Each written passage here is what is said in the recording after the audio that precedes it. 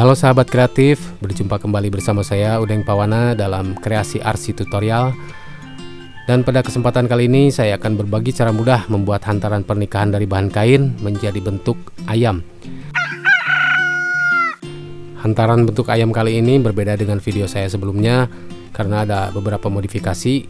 Dan apa perbedaannya? Mari kita lihat.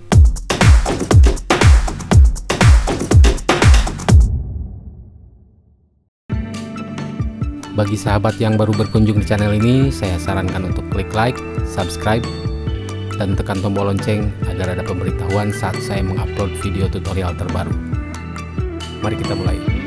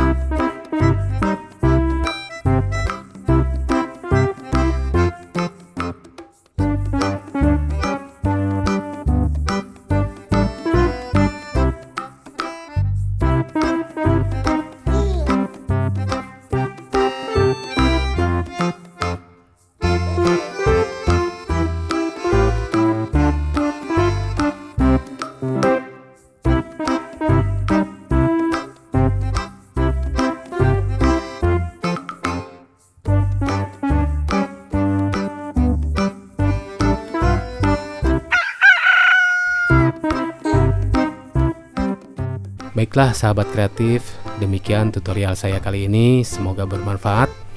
Silahkan share video ini kepada teman-teman, saudara, dan sahabat kreatif lainnya.